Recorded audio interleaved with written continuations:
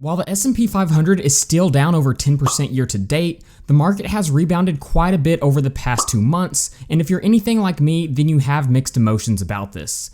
As a value dividend investor, I love buying great companies at discounted prices. So in case you're wondering if you missed out on a great buying opportunity, in this video, I'm going to be discussing 3 companies that are still trading near their 52-week low. The first company that we are going to be looking at is AT&T, currently trading at about $18.27 per share, which is close to the lowest price it's been at since its spinoff with Warren Media. Now year to date, the company is actually only down about 4.84%, which is much better than the broader market as a whole, but we can see right here we saw a huge decrease in the share price after they released their earnings report. Now why was this? Because AT&T actually had beats on their earnings per share and on their revenue expectations, but if we look a little bit closer, we can see they actually missed their consensus estimates on free cash flow, which is extremely important to people who are looking to make dividend investments. So let's go ahead and jump into our stock valuation spreadsheet. We'll come up here and we'll plug in AT&T stock ticker and hit enter, and you can see all of this data is going to automatically fill in. If you'd like to be able to download any of the spreadsheets using this video, then you can head over to my Patreon page at the link in the description. Now if we come up here and look at the dividend data, we can see they're currently paying out $1.11 per share, which gives them a dividend yield of upward of 6%, so this is a fairly high yielding company.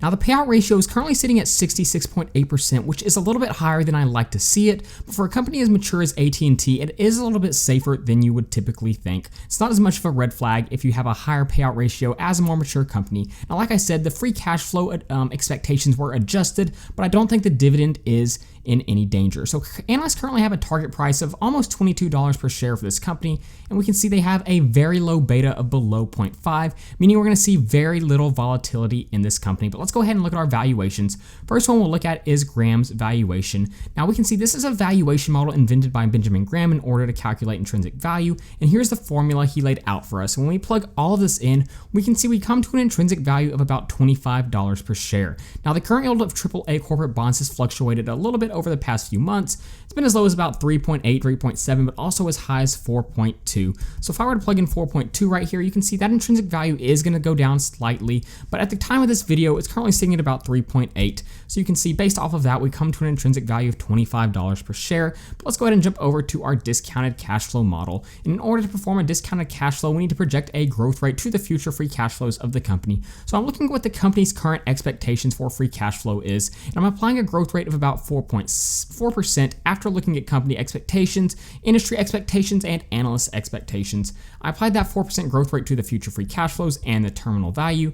I found the present value of those future free cash flows and added them all together here. I added the company's cash and cash equivalents and subtracted their total debt, which is a little bit lower after their spinoff with Warner Bros. Media. I then got the equity value and divided by the number of shares outstanding to come to a discounted cash flow price per share of $21.77. Now I looked into performing a multiples valuation, and obviously Verizon is a good comparison for AT&T, but I did not feel there was enough companies to properly perform a multiples valuation. So we're going to go ahead and actually skip this model and look at our dividend discount model. Now obviously this is an important valuation model because we want to use it to project how much we're going to be paid in dividends and how much that dividend is going to be increasing. Now this is actually an example of a little bit of a weird dividend discount model simply because of the spinoff they had with Warner Bros. Media. So they used to have a higher dividend payout, but after the spinoff we can see they do have a lower dividend payout every year.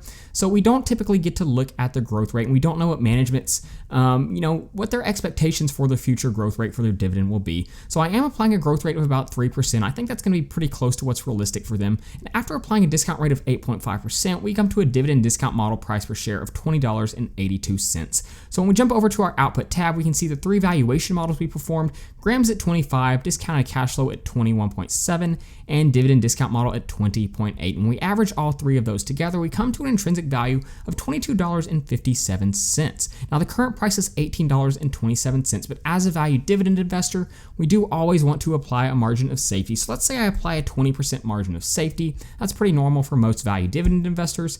We can see we come to an acceptable buy price of $18.05, and the current price is actually getting pretty close to that level, and the company was trading at that level just a few days ago. So I think there may be an opportunity if you're someone who's looking for a high dividend yielding investment right now with low volatility.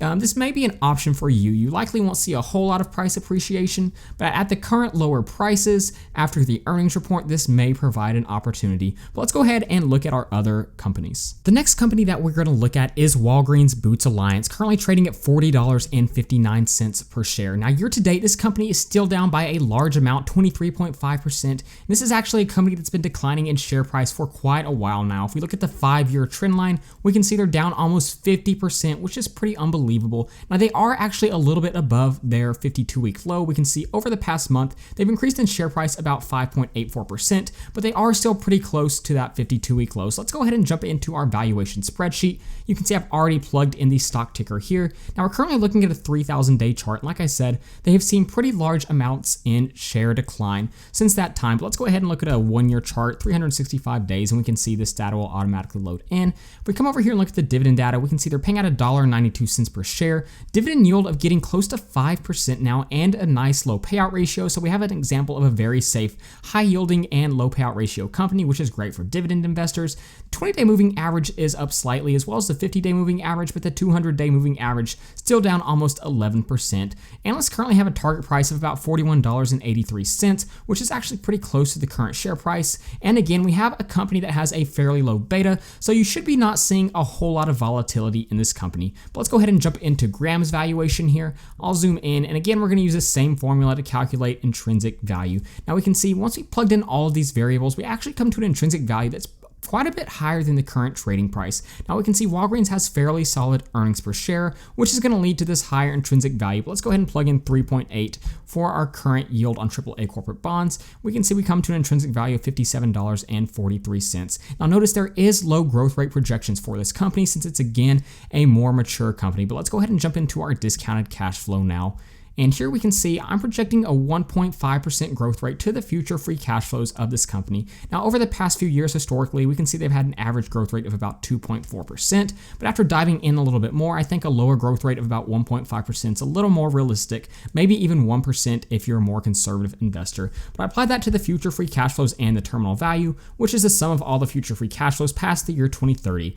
I then took the present value of those future free cash flows, added them together, added Walgreens cash and cash equivalents, and subtracted the total debt to get the equity value, divided by the shares outstanding, and we came to a discounted cash flow price per share of $44.47. Now, again, with the multiples valuation, we do have a couple of examples for their comparables, but we can see it's kind of a wide standard deviation.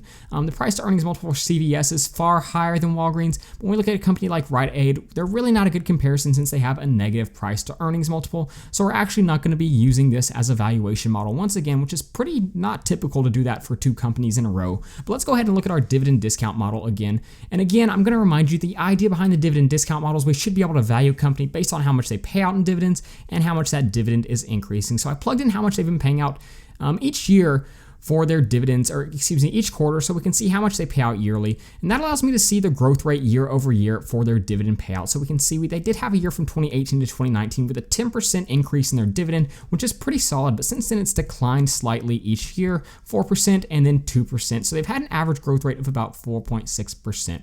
Now, I am applying a slightly lower growth rate than 4.6% because I think that will decline just a little bit more. So I'm projecting a growth rate of 3.5%. After applying a discount rate of 9%, we come to a dividend discount model price per share of close to $36 per share, which is lower than the current price. Now let's jump over to our output tab where we'll see our three valuations. Graham's at $57.43, discounted cash flow at $44.47, and dividend discount model at $35.98.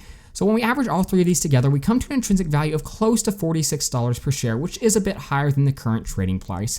Now, as a value dividend investor, again, we're going to apply a margin of safety. We'll stick with 20% for an example, and we can see based off of that, our acceptable buy price would be about $36.77. Now, if we jump back over to our stock screener, we'll come down here and scroll just a little bit. We can see their 52-week low is about $36.57. So if it does get back to that range, I think it does make it a little bit more interesting for some people who are interested in this company.